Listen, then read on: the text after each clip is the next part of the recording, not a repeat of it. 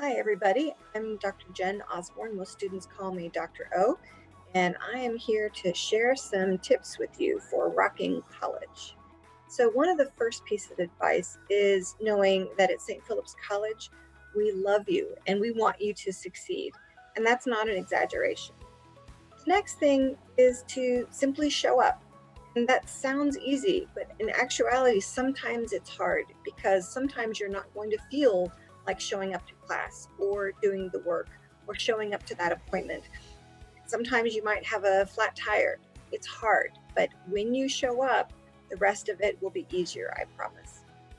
So, the next piece, this is a little bit of funny advice, but it's to make your certified advisor and your professors your temporary new best friends, right? It's that kind of relationship where we want you to succeed. And in fact, a lot of people don't know this, a lot of students don't know this, is that students' success, your success, is the measure of our success. So we're successful teachers, we're successful advisors only when our students are successful enough.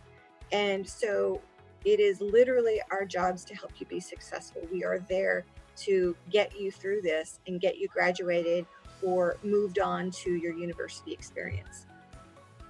So here's the most important advice I have about the learning environment, and that is asking for different explanations when you don't understand. Not if you don't understand, but when you don't understand, because you're going to get 99% new information when you come into college.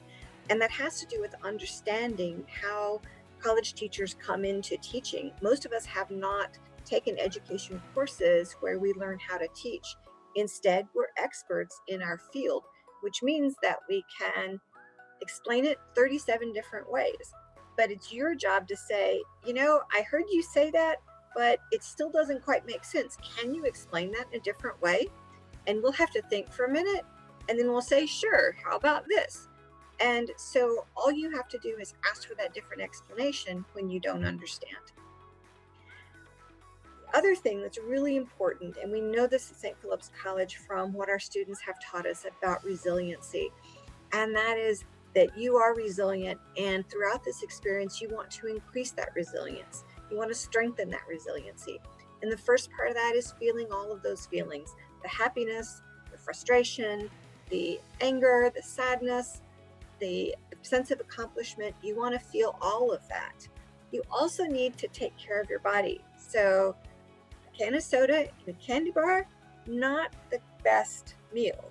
So instead, drink a lot of water, eat some healthy food so that you're fueling your body for the hard intellectual work that school is taking, right? Your brain needs that good energy. The next thing is to celebrate those small wins, and that could be finishing reading a chapter, finishing a study session, finishing a test, finishing an assignment, and you just tell yourself, that's great, I did it. And your brain is then ready to move on to the next thing. And the last thing about building resilience is building a really positive social network, surrounding yourself and choosing to be with people who support you in this work that you're doing in school and your dreams of the future, right? You don't want to be around negative people. Choose people who are going to love and support you. And in terms of getting that encouragement or needing just someone to talk to, email me if you need a listening ear. There's my email address. And I hope that these tips help you get ahead. And if you ever need any help, send me that email. So good luck to you. We wish you all the success in the world.